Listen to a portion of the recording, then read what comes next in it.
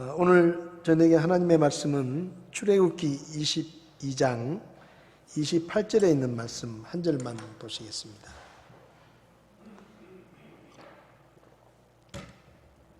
출애굽기 22장 28절 말씀 한 절만 우리 한 목소리로 같이 읽도록 하겠습니다. 너는 신들을 욕하지 말며 내 백성의 치리자를 저주하지 말지니라. 아멘. 자리에 앉으시겠습니다. 잠시 기도하겠습니다. 하나님 아버지, 하나님께서 우리를 죄악과 멸망 가운데서 구원해 주시고 하나님의 자녀로 살게 하시며 닭이 병아리를 그 날개 아래 품듯이 우리를 늘 하나님의 손 안에 품어주시고 위험으로부터 지켜주시며 주님의 은혜 가운데 거하게 하시니 하나님 앞에 감사를 드립니다.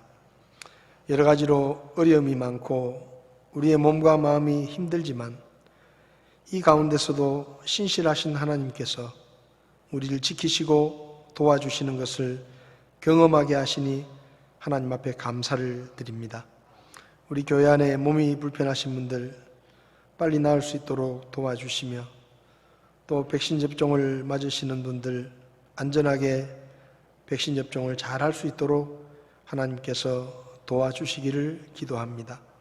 또 멀리 있는 식구들 어떤 형편에 있든지 하나님 지켜주시며 우리와 멀리 떨어져 있지만 믿음 안에서 게을러지지 않도록 도와주시고 더 열심히 하나님께 가까이 나아갈 수 있게 도와주시기를 원합니다.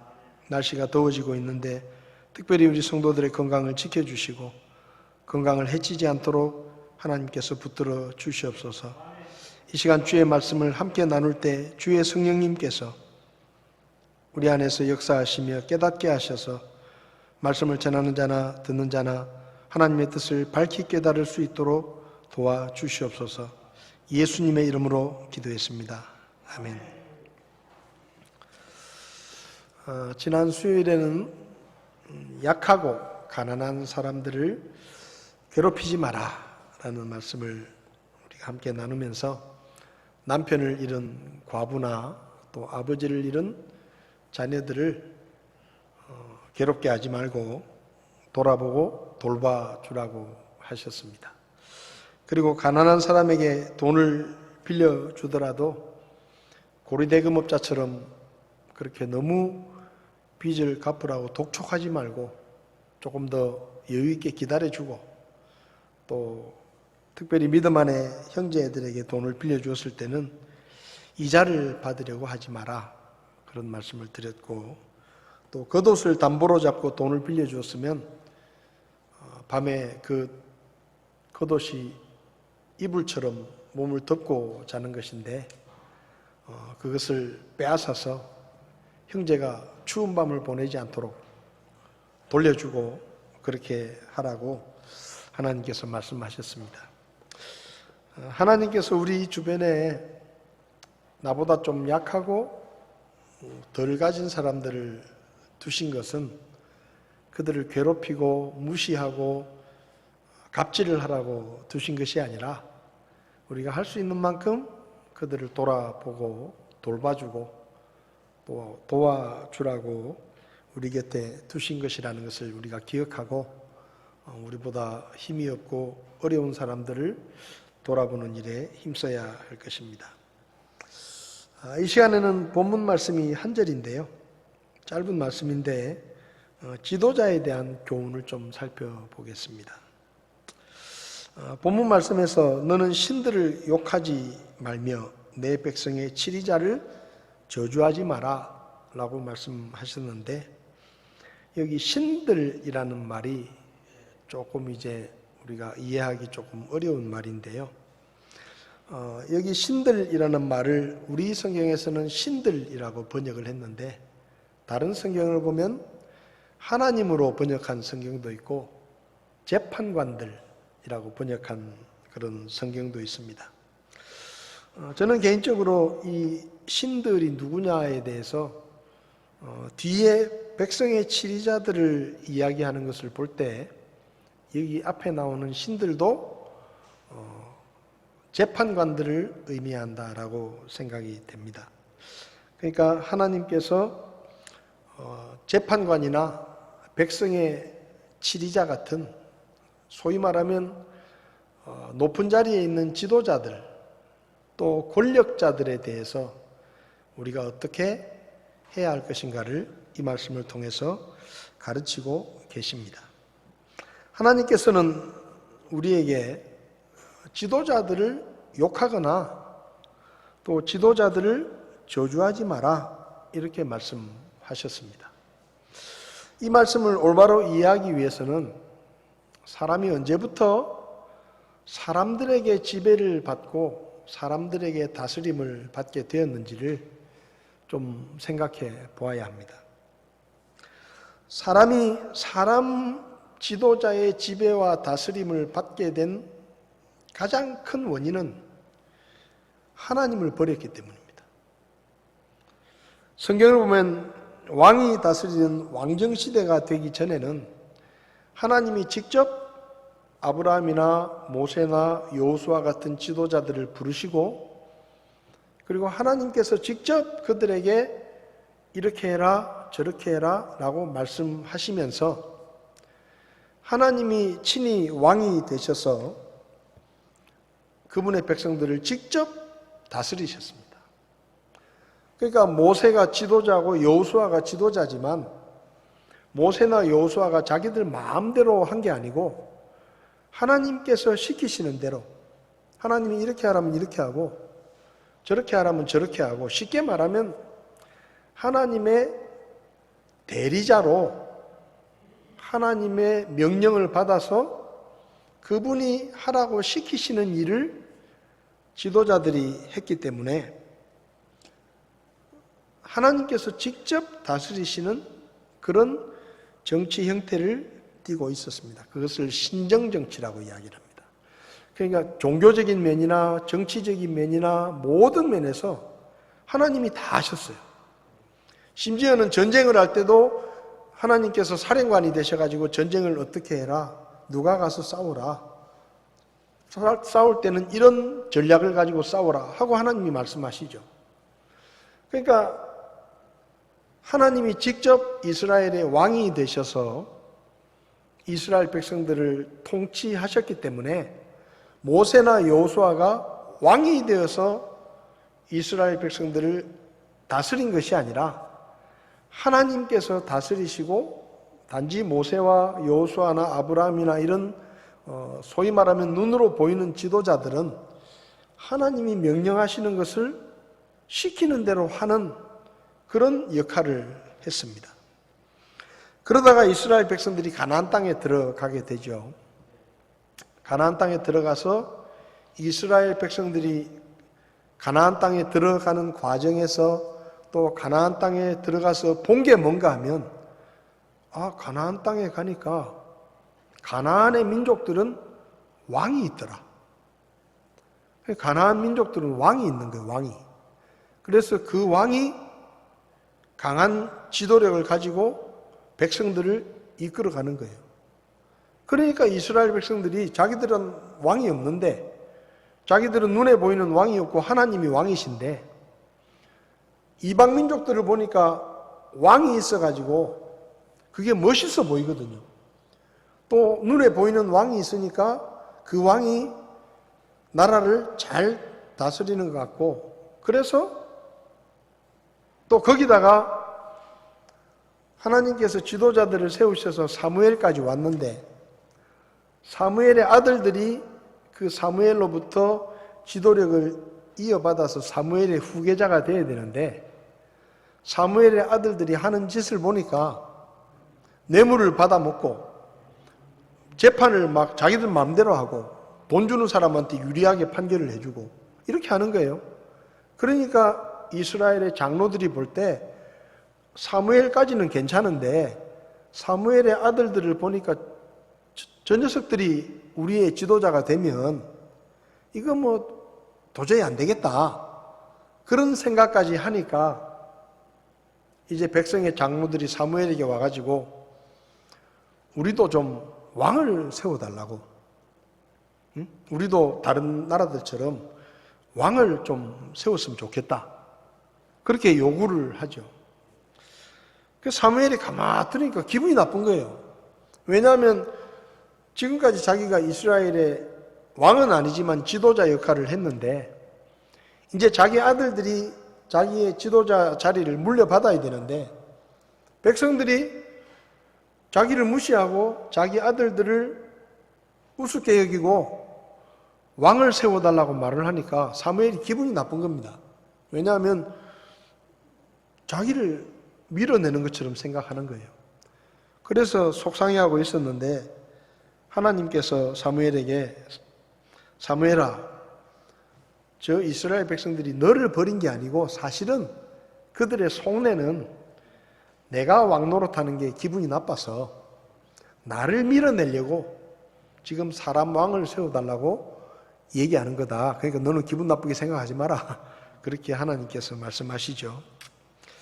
근데 하나님께서 이스라엘 백성들에게 사무엘을 통해서 이제 왕을 요구하는 이스라엘 백성들에게 경고의 말씀을 하십니다.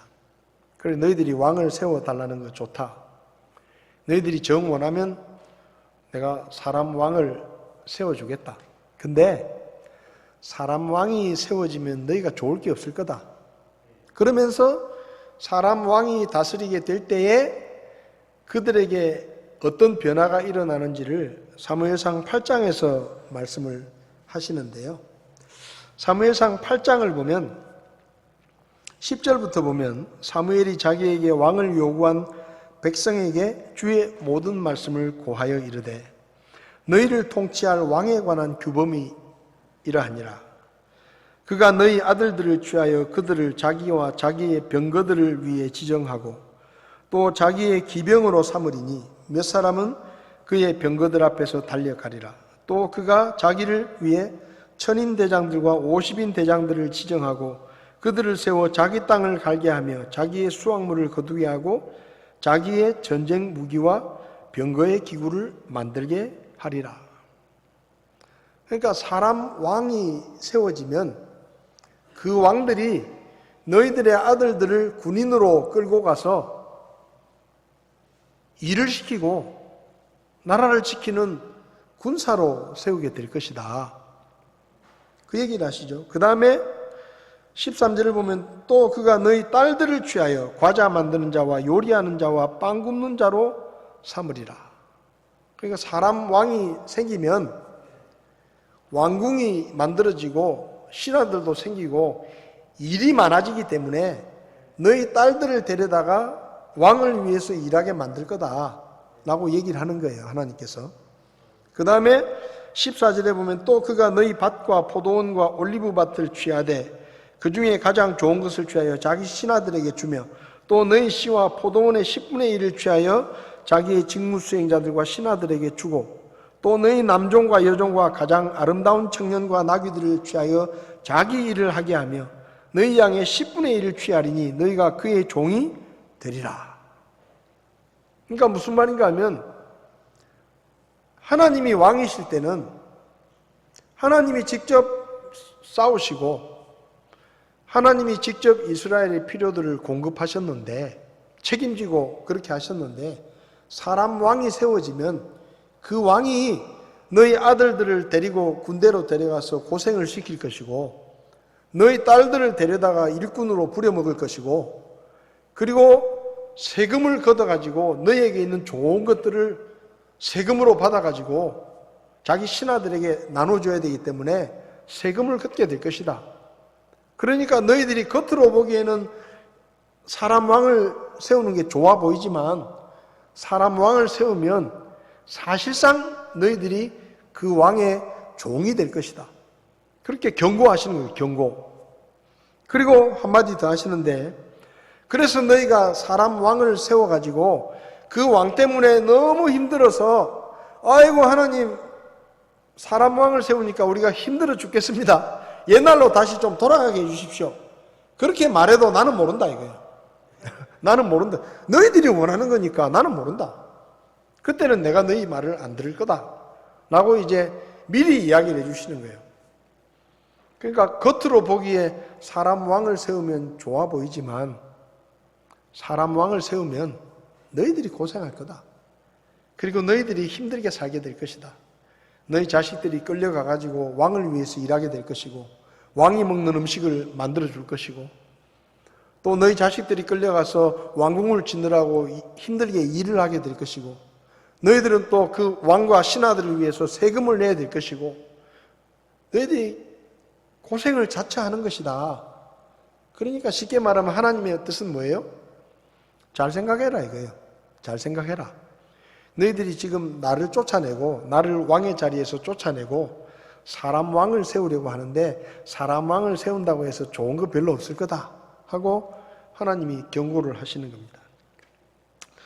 근데 이스라엘 백성들이 그 하나님의 경고를 듣고도 필요 없습니다. 나중에는 모르겠고 우리는 왕을 원합니다. 그래가지고 결국 사람 왕을 세우게 된 겁니다. 그래서 하나님께서 그래 왕 세워줘라. 그래가지고 이스라엘의 첫 번째 왕으로 사울이라는 사람이 왕이 된 것이죠.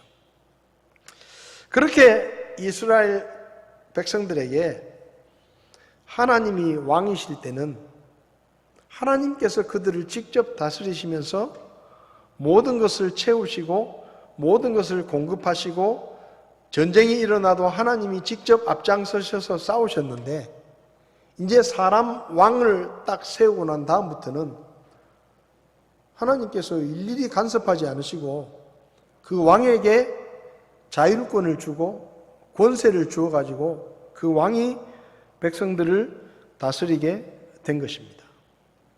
그러니까요, 사람이 다른 사람의 지배를 받고 다른 사람의 다스림을 받게 된 이유가 뭔가 하면 하나님이 나를 다스리시는 것을 거절하고 하나님을 왕의 자리에서 쫓아냈기 때문에 사람들의 다스림을 받게 된 것입니다. 중요한 것은 뭐냐? 하나님은 완전하신 분이시고 하나님은 공의로우신 분이시고 하나님은 차별이 없는 분이시고 하나님은 실수가 없으신 분인데 사람 왕은 뭐예요? 불완전하고 불공평하고 못하는 것도 많고 실수도 많이 하고 그렇게 해서 결국은 어떻게 됐느냐? 사람 왕의 다스림을 받는 것이 그 세상이 어떤 세상이 됐느냐? 하나님이 직접 다스리실 때는 공정한 세상이었고 하나님이 공의로 다스리는 세상이었는데 사람 왕이 다스리면서부터 불공정하고 차별이 있고 힘이 다스리는 그런 시대가 된 것입니다. 그래서요, 사람 지도자를 통해서 지배를 받게 되면서부터 이 세상은 불공평한 세상이 되고 하나님의 공의가 사라져버리고 뇌물 주면 왕이 뇌물 받고 불공정을 행하고 부자와 가난한 사람들을 차별하게 되고 이런 세상이 된 겁니다. 그러니까 사람이 사람들의 지배를 받고 다스림을 받게 된 이유가 뭔가 하면 하나님이 그렇게 만드신 게 아니고 사람들이 스스로 자초한 거예요. 여러분, 우리가 사는 이 세상은 불공정합니다. 그죠? 공평하지 않아요. 불의가 판을 치죠. 힘 있는 사람은 죄를 지어도 벌을 안 받고 힘 없는 사람은 죄를 지으면 무거운 벌을 받습니다. 힘 있는 사람들은 자기들의 기득권을 챙기고 힘 없는 사람들은 늘 뺏기고 세금을 내야 되고 이렇게 됩니다. 이건 하나님이 이런 세상을 만드신 게 아니에요. 사람들이 하나님을 쫓아내고 그 자리에 사람을 왕으로 세우면서부터 이런 세상이 된 겁니다. 그러니까 이건 하나님 탓할 일이 아니에요. 우리가 스스로 자초한 거예요. 자, 그런데 두 번째 우리가 알아야 될 것은 모든 권력자와 지도자들은 하나님이 세우십니다. 하나님께서 왕으로 다스리실 때는 지도자들에게 하나님이 직접 그분의 뜻을 명령하시고 지도자들은 하나님의 명령에 그냥 따라서 백성들을 다스리고 모든 일을 하나님이 책임지셨습니다. 그런데 사람 왕이 다스리게 되면서부터 하나님께서 그 왕에게 일일이 시시콜콜 왕이 잘못하든지 잘하든지 간섭하시는 게 아니고 왕에게 대부분의 일들을 맡기셨습니다. 그리고 그 왕에게 책임을 물으시게 됐습니다. 그러니까 하나님께서 왕이실 때는 모든 백성들을 하나님이 직접 다스리셨는데 사람 왕이 세워지고 난 다음부터는 왕이 알아서 하는 거예요. 자율권을 준 겁니다. 자율권을. 근데 무한하게 자율권을 준 게 아니에요. 왜냐하면 하나님은 그분의 계획대로 그분의 뜻을 이루셔야 되는데 사람 왕에게 모든 권력을 주면 자기들 마음대로 하면 하나님의 뜻과 상관없이 될 거다 이 말이에요. 세상이. 그래서 하나님께서 왕이 하는 일을 일일이 시시콜콜 간섭하지는 않지만 그 왕이 될 사람은 누가 결정하느냐? 하나님이 결정하십니다. 그게 하나님의 쉽게 말하면 견제장치예요. 견제장치. 하나님의 뜻을 이루셔야 되니까 그분의 뜻을 이루시기 위해서 지도자들을 세우실 때는 하나님이 간섭하시는 겁니다. 그리고 일단 그 지도자를 세워두면 그 지도자가 나쁜 지도자가 되든지 악한 지도자가 되든지 하나님이 간섭을 안 하고 계시다가 너무 악해가지고 그 지도자가 도저히 하나님의 보시기에 더 이상 놔두면 안 되겠다 싶으면 하나님이 갈아치웁니다. 그게 하나님의 방법이에요. 사울이 어떻게 왕이 됐습니까? 하나님이 사울을 왕으로 정해주신 거예요. 자, 사울 다음에 원칙적으로는 사울의 아들인 요나단이 왕이 돼야 됩니다. 그죠? 왕자가 왕이 되는 거잖아요. 근데 다윗이 왕이 됐어요. 어떻게 다윗이 왕이 됐죠? 하나님이 그렇게 정해주신 거예요. 솔로몬이 왕이 됐습니다. 어떻게 해요? 하나님이 그렇게 정해주신 거예요. 그러니까 무슨 말인가 하면 하나님께서 왕이 하는 일에는 간섭을 안 하시지만 왕을 뽑을 때는 하나님이 원하시는 사람을 왕의 자리에 세우신다는 겁니다. 그러니까 이 세상 권력자들과 지도자들은 사람이 세우는 게 아니고 하나님이 세우시는 겁니다. 사무엘상 2장을 보면 주께서는 죽이기도 하시고 살리기도 하시며 무덤에 내려가기도 하시고 올라오게도 하시는도다. 그 다음에 7절에 보면 주께서는 가난하게도 하시고 부하게도 하시며 낮추기도 하시고 높이기도 하시는도다. 그분께서 통치자들 가운데 앉게 하신다. 무슨 말인가 하면 하나님께서 이 세상 모든 권력자들과 지도자들을 세우신다는 것입니다. 로마서 13장을 보면 로마서 13장 1절 2절에 모든 호는 더 높은 권력들에 복종할지니 하나님으로부터 나지 않은 권력이 없으며 이미 있는 권력들도 하나님께서 임명하셨느니라. 그러니까 뭐예요? 이 세상 모든 권력자들은 누가 임명해요? 하나님이 임명하시는 거예요. 하나님의 허락이 있어야 권력자가 되는 거예요.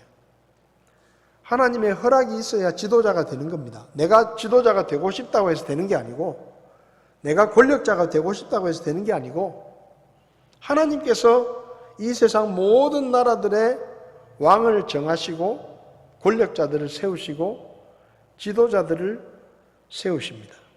그래서 로마서 13장을 보면 권력에 거역하는 것을 하나님의 명령을 거역하는 거라고 말씀합니다. 그러니까 지도자들이나 권력자들은 자기가 되고 싶다고 되는 게 아니고 하나님이 세워주시는 거기 때문에 그 권력자나 그 권세에 거역하는 것은 그 지도자를 세우신 하나님을 거역하는 것이나 똑같다라고 말씀하시는 거예요.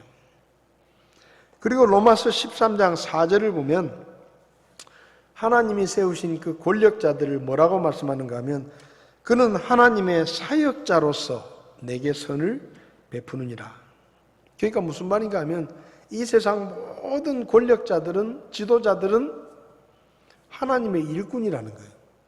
그 사람이 나쁜 사람이든지 좋은 사람이든지 상관없이, 그 사람이 독재자든지 아니면 민주주의를 하는 사람이든지 상관없이 이 세상 모든 나라의 왕들과 권력자들과 우리 사회의 지도자들은 누가 세웠다고요? 하나님이 세우셨어요. 왜?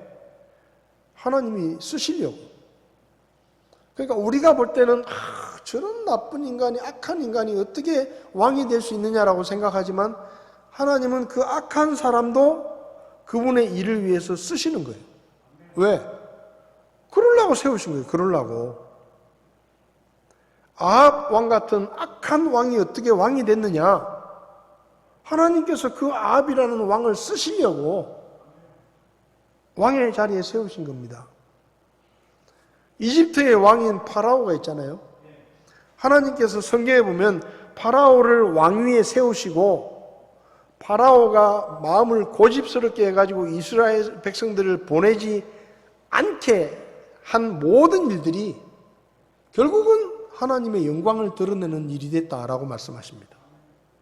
그러니까 이 세상 모든 권력은 하나님께로부터 나오는 것이고 지도자들은 하나님이 세우시는 것입니다. 그래서 오늘 본문을 보면 너는 신들을 욕하지 말라 했는데 재판관들을 신들이라고 표현했는데 이 말이 무슨 말인가 하면요, 하나님이 세우신 재판관들은 하나님을 대리해서 판결을 하는 사람들이기 때문에 하나님께서 그들에게 신의 권위를 주었기 때문에 신들이라고 표현한 것입니다. 그러면 우리가 이 세상 권력자들과 지도자들에게 어떻게 대해야 되느냐? 오늘 본문의 말씀을 보면 신들을, 재판관들을 욕하지 말고, 쉽게 말하면 지도자들을 욕하지 말고 지도자들에게 저주하지 마라 라고 말씀합니다.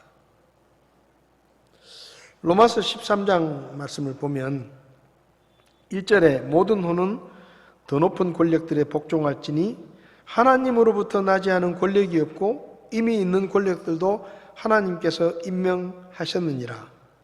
그러므로 누구든지 권력에 거역하는 자는 하나님의 규례를 거역하나니 거역하는 자들은 스스로 정죄를 받으리라.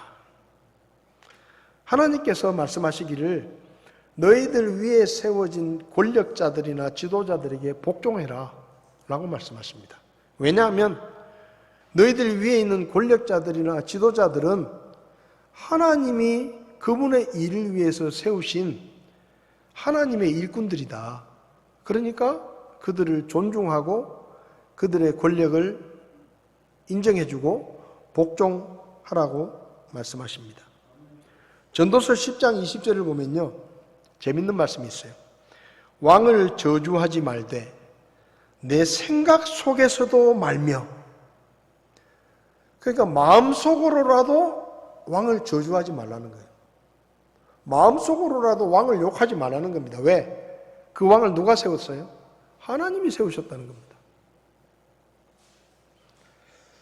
모든 사람은 위에 있는 권력에 복종하라는 말씀이 지금의 정부나 지도자에 대해서 불만을 갖고 있거나 부정적인 생각을 가진 사람들에게는 거부감이 생길 수도 있습니다. 예를 들면 지금 미얀마라는 나라가 군부 쿠데타가 나가지고 미얀마 사람들이 지금 고통을 당하고 있습니다. 그렇잖아요? 군인들이 나와가지고 사람들을 죽이기도 하고 탄압을 받고 고통스러운 시간을 보내고 있습니다. 그런데 만약에 그 미얀마 사람들에게 가가지고 이 사람들아, 저 쿠데타지만은 그래도 저 사람이 지금 최고 높은 자리에 앉아 있는 거는 하나님이 그렇게 하셨으니까 그렇게 하신 것이다. 그러니까 그 권력을 인정하고 복종하라고 이야기하면요, 욕을 할지도 몰라요. 욕을 하겠죠, 그죠? 무슨 엉뚱한 소리를 하냐, 말 같지도 않은 소리를 하느냐. 저 사람은 반란을 일으켜가지고 높은 자리에 올라간 사람이고 지금 사람들을 죽이고 막 나쁜 짓을 저렇게 하고 있는데 저런 사람에게도 우리가 복종하라는 얘기냐? 우리는 못하겠다 라고 이야기할 수 있습니다. 그렇게 생각할 수 있어요. 근데요, 우리가 생각해 드리겠습니다. 사도 바울이 로마서에서 모든 사람은 높은 권력에게 복종해라, 그 권력은 하나님께로부터 나온 것이다 라고 썼잖아요. 근데 사도 바울이 로마서를 기록할 때가 언제인지 아세요? 네로 황제가 로마를 통치하던 때입니다. 네로 황제는 16살의 나이에 황제가 되어가지고 서기 54년부터 68년까지 14년 동안을 다스리고 나이 30살에 자살을 합니다. 근데요, 로마 역사상 제일 나쁜 놈이 누구냐? 네로예요. 제일 나쁜 황제가 네로예요. 네로는 인간적으로도 자신의 권력을 지키기 위해서 자기 어머니를 죽입니다. 자기 아내를 죽여요. 자기 권력을 빼앗아갈까 봐. 자기 생모를 죽이고 자기 아내도 죽이고 자기 동생도 죽이고 친척들을 거의 다 죽였어요. 그러니까 인간적으로 봐도 이 네로는 페류나예요, 페류나. 근데 인간적으로만 그랬냐? 우리 교회 입장에서 보면 로마 황제들 가운데 제일 교회를 못 살게 군 게 네로입니다.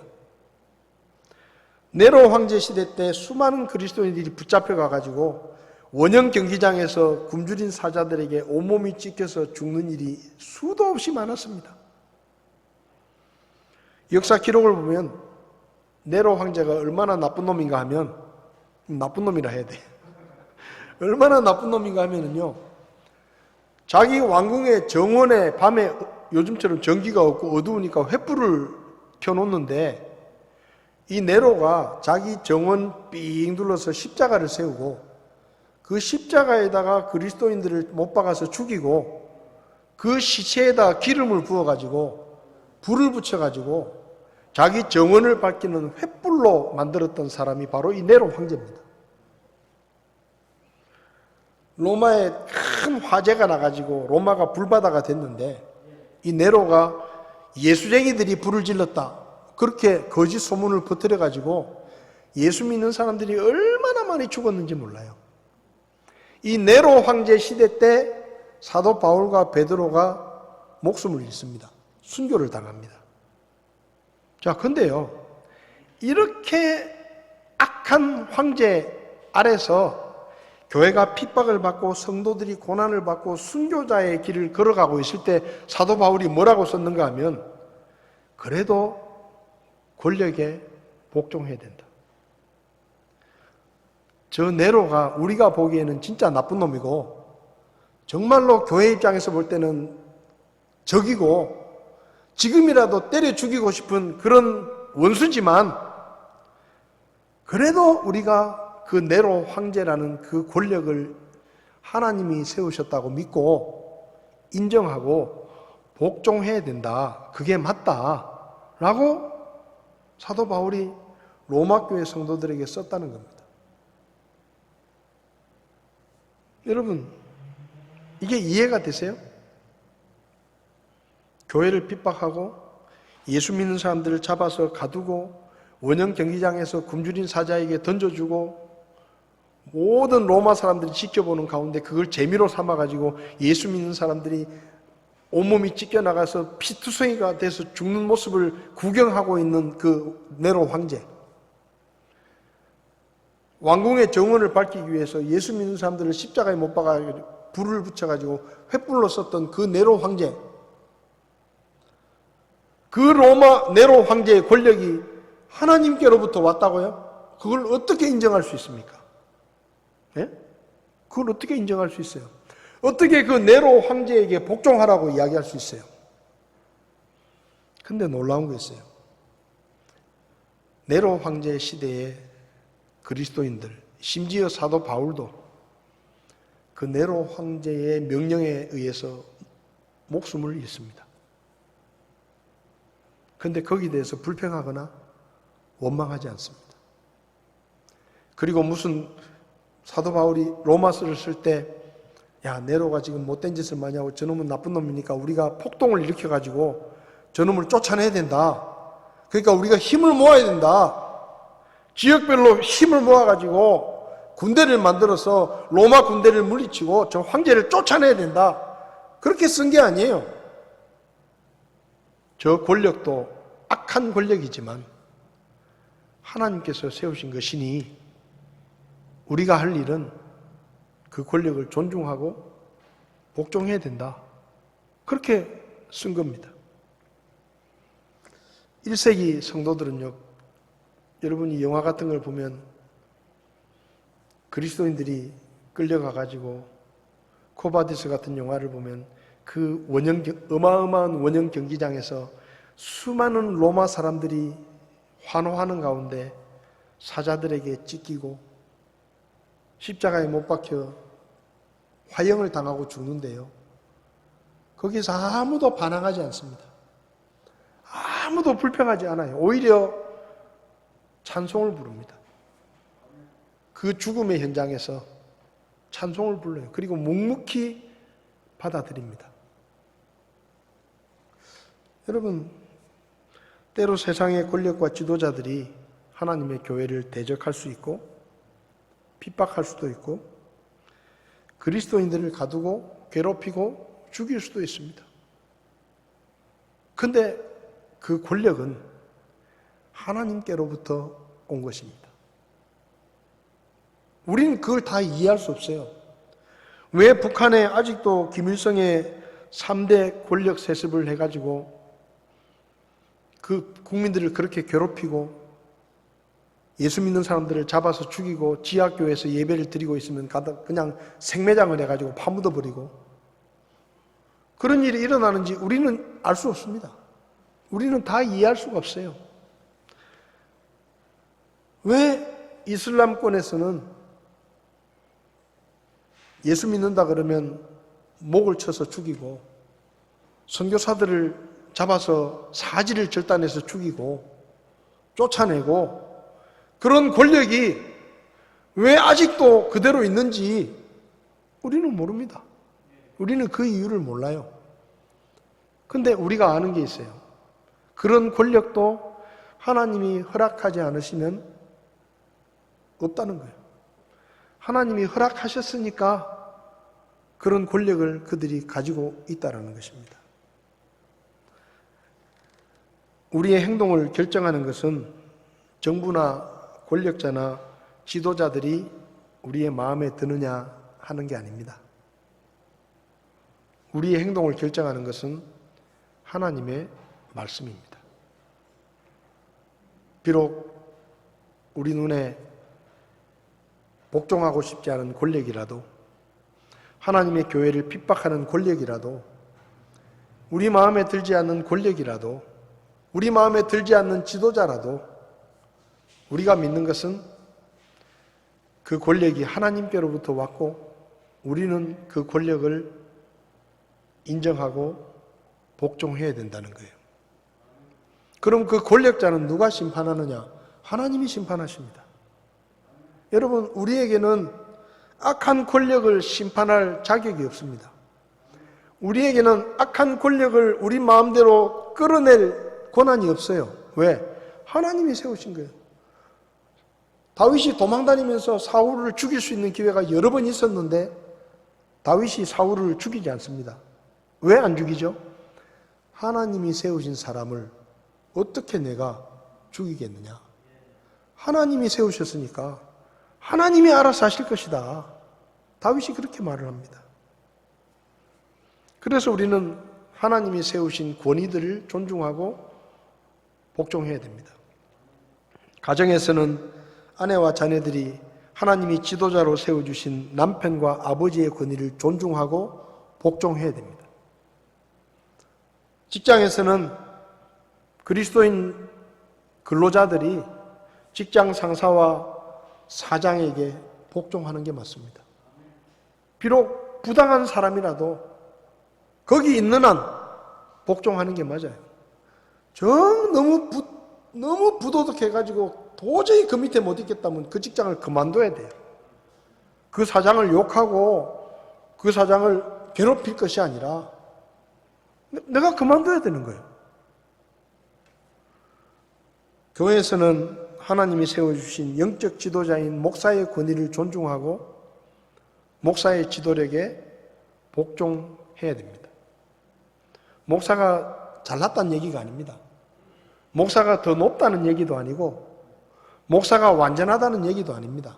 하나님이 그 사람을 목사의 자리에 세우시고 지도력을 주셨기 때문에 그 지도력을 존중하고 복종하는 것이 중요하다는 말씀을 드리는 것입니다.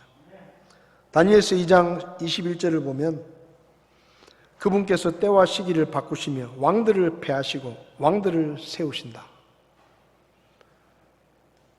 지도자를 심판하시고 지도자에게 책임을 물으시는 것은 우리가 할 일이 아니라 하나님께서 하실 일입니다.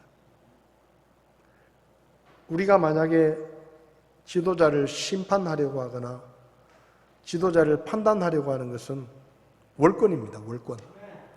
그건 하나님께 속한 권리예요. 베드로전서 2장을 보면 베드로가 종들에게 주인에게 복종하라고 말하면서 뭐라고 말하느냐? 18절을 보면 종들아 모든 두려움으로 너희 주인들에게 복종하되 선하고 부드러운 자들에게 뿐만 아니라 까다로운 자들에게도 복종해라. 이렇게 말씀합니다.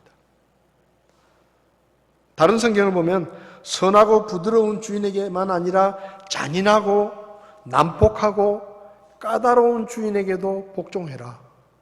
왜? 그 주인을 누가 세웠어요? 하나님이 세우셨습니다. 마지막으로 요한복음 18장을 보면 로마 총독 빌라도가 붙잡혀 오신 예수님과 대화하는 내용이 나옵니다. 빌라도가 예수님께 묻습니다. 나는 유대인도 아닌데 도대체 네가 무슨 잘못을 했기에 대제사장들이 너를 나에게 데리고 오느냐? 나는 유대인도 아닌데 왜 나한테 데리고 오느냐? 그때 예수님이 뭐라고 대답하셨는가 하면요. 요한복음 18장 36절에 내 왕국은 이 세상에 속하지 아니하니라. 만일 내 왕국이 이 세상에 속하였더라면 내 종들이 싸워서 나를 유대인들에게 넘겨주지 아니하였으리라. 무슨 말입니까? 예수님께서 이 세상 나라는 예수님께 속한 나라가 아니라는 거예요. 다시 말하면 우리 그리스도인들은 이 세상 나라를 좀 더 살기 좋은 나라로 세우려고 애를 쓰고 이 세상 나라의 잘못을 바로잡으려고 애를 쓰고 이 세상 지도자들을 좀 더 좋은 지도자로 만들기 위해서 애를 쓸 것이 아니라 이 세상 나라는 세상 사람들에게 맡겨주고 우리는 하나님의 나라를 세우는데 우리의 시간과 우리의 돈과 우리의 열정을 써야 된다는 얘기입니다. 우리가 뭐 하는 사람들입니까? 이 세상을 좀 더 잘 살게 만들어야 되는 사람들입니까? 아니에요. 우리는 이 세상에 복음을 전하고 하나님의 나라의 일을 하기 위해서 지금 여기 살고 있는 거예요.